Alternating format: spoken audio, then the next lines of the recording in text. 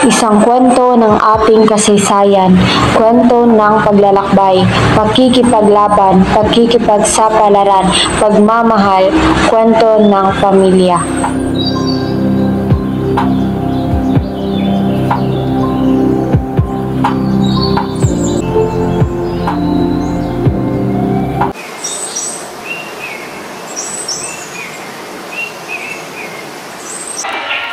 Alonsina, anak ko.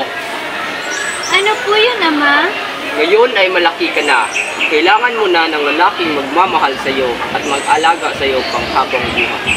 Ama? At ang lalaking iyon ay dapat ay isang Diyos. Ngunit, Ama, ang aking minamahali si Dato Paubari. Sa napakaraming lalaking nagkandarapa sa iyo, mahulog ka lang sa isang mortal? Ngunit, Ama, si Dato Paubari lang ang aking minamahal. Kahit ano pa ang gawin ko, siya lang talaga. Ang aking pagmamahal kang Dato Paubari ay hindi mababali. Siya lang at wala nang iba.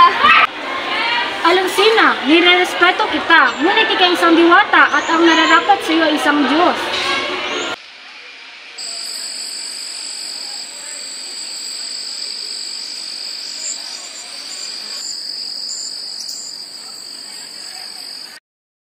Hindi na lang si Maki yung Satwan.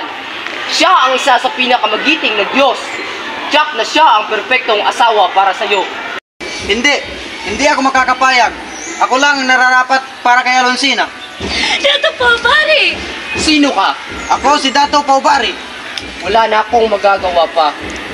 Hindi ko na mababago ang nararamdaman ng aking anak. Ikaw, Alonsina, pinapayagan kitang pakasalan mo si Dato Paubari. At ikaw, Dato Paubari, inaasahan kong mamahalin at alagaan mo ang aking nag-iisang yaman. Salamat po. Makakaasa po kayong mamahalin at aalagaan ko po ang iyong anak. Ako ang nararapat para sa iyong anak, Kaptan. Ngayon, hinihingi ko ang kamay ng iyong anak. Ang isang pinakamagandang diwata ay magpapasal lamang sa isang hamak na mortal. Ito'y labag sa aking kalooban. Alam ko na, babahain ko ang halawon!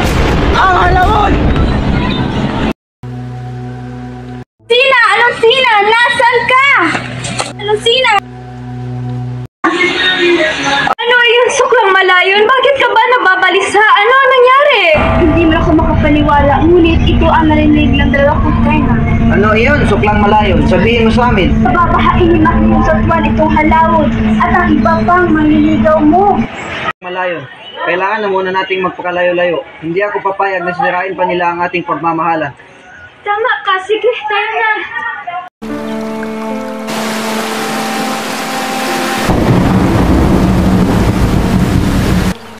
Pagkalipas ng ilang buwan, si Alonsina ay nagsilang ng 3 sanggol na sina Labawdonggon, Umadapnon at Dumalakdak.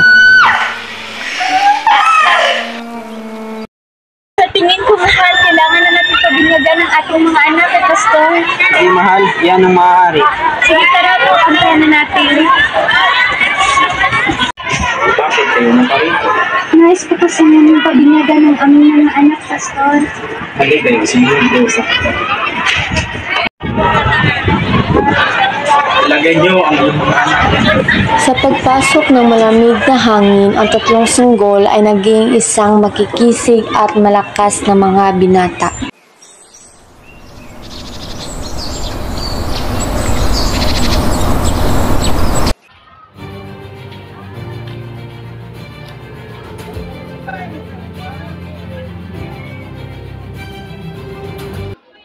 Alam mo ba, may nakilala akong napakagandang babae. Ha? Sino? Si Amoy Gunditina. Si Amoy? Oo nga, at napakaganda niya. Talaga.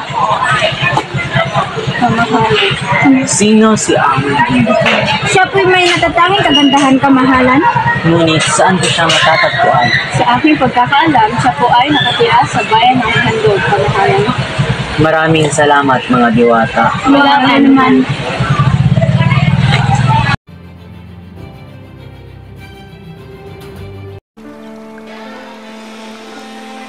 O ina, Parito ka na.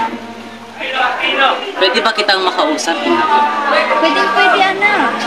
Ina, Si Angoy Ginbitingan, ang pinakamaganda, sabi ng mga diwata, at siya ay nakatira doon sa lugar ng handog. Ano ba ang iyong masasabi para sa akin? Kung gusto mo siya makilala, anak, pwede mo siyang puntahan. Basta ako wala na akong magagawa kung ano ang gusto mo. Mag-ingat ka. Maraming salamat.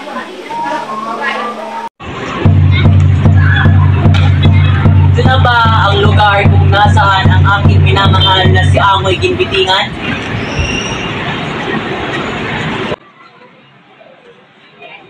Handa na po akong pumili ng lalaking aking iibigin.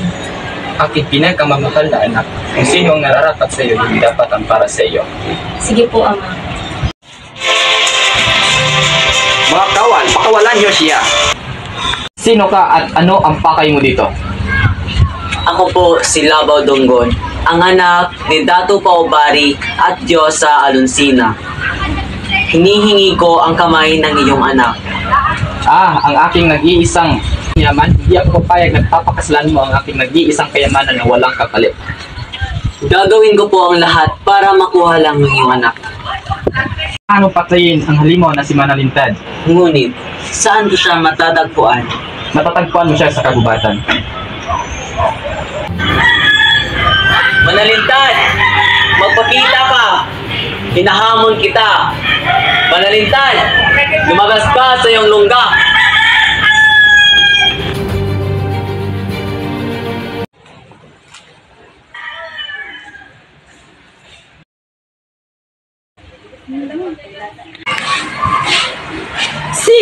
Sino ang naghahamon sa akin? Ha!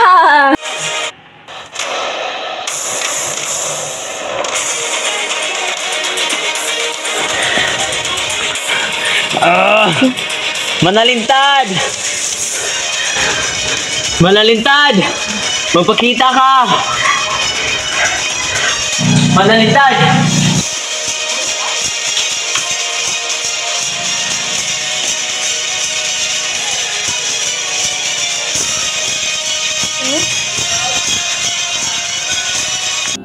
Pagkatapos ng patay ni Labaw Dunggon ang halimaw na si Manalintad ay pinayagan na sila ng ama ni Angoy Ginbitingan na magsama. Pupunta ako sa Tarambang Burok. Sa Tarambang Burok, sandali lang. Alam mo bang may napakagandang babae sa Tarambang Burok na si Abyang Doronoon? Halika na, mahal. Siya ay kaakit-akit. Anak, nakauwi ka na. Magandang hapon po. Magandang hapon rin. Magandang hapon, Ama. Siya po ang aking asawa. Asawa? Nagagalak kong makilala ka.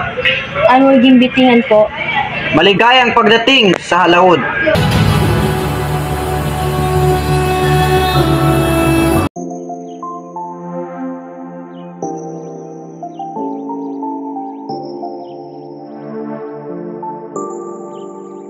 Umalis si Labaw Dunggon nang hindi nagpaalam kay Angoy Ginbitingan. Mahal? Mahal? Labaw Dunggon? Labaw Dunggon! Angoy Ginbitingan! Mahal kong ina, nakita niyo po ba si Labaw Dunggon? Hindi niya ba naisabi sa'yo na pupunta siya sa Tarambang Burok? Hindi po. Gaalala, pero siya ay babalik rin sa susunod na linggo. Ang ganda niya, no? Oo nga eh.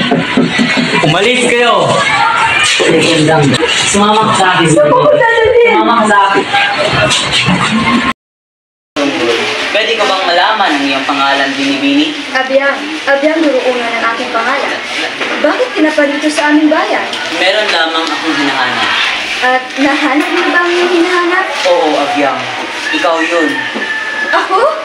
Kung ano man ang nasa isip mo, hindi mo mabibilog ang aking isipan. Pwede ba kitang pakasalan? Hindi ako sasang-ayon sa iyong gusto. Pagbigyan mo naman ako, Abyang. Ikaw ang pinakamagandang dalaga na aking nakita. Ayoko. Ako'y uuwi na sa aming bayan. Doon sa Halawa. Ano ang iyong masasabi, Binibini? Ikaw uuwi na sa iyong bayan? Oo, Binibini. Kailangan ko nang umuwi. Sa ngayon, hiling ko ang iyong panahon. upang maging aking kabila. Oo. Papayag ako sa iyong nais. Totoo na ba ito? Oo. Sa pangalawang pagkakataon, pumayag na si Abiang Duruono na magpakasal kay Labaw Dunggon. Dinala siya ni Labaw Dunggon sa bayan ng Halawod. Hindi matanggap ni Angol Ginbitingan na sa pagbalik ni Labaw Dunggon ay may bago na itong asawa. Labag man sa kalooban ni Angol Ginbitingan, ngunit wala na siyang magagawa sa kung ano ang meron. Sa paglipas ng panahon, si Labaw Dunggon ay may nakita na namang magandang diwata. Sinubukan niya itong hanapin, ngunit siya ay nabigo. Si Labaw Dunggon ay nakipag-away kay Saragnayan.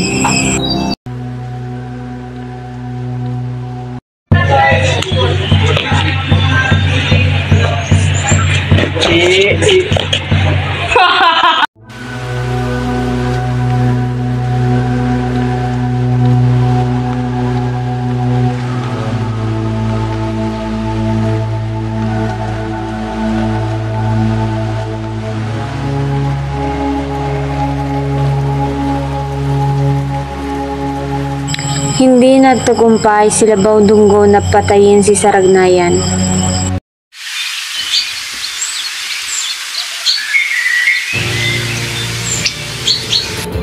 Saan na tayo, kapatid? Tayo nandito na sa lugar ng Talugmatian. Sa wakas, narating na rin tayo sa bayan na sakip ng Saragnayan. Tiyak na pagsisihan niya ang ginawa niya sa aking ama. Tayo na, aking kapatid. Si Labaw Dunggon ay iniligtas ng kanyang dalawang anak mula sa kamay ni Saragnayan. Nakauwi sila ng ligtas sa bayan ng Halawod.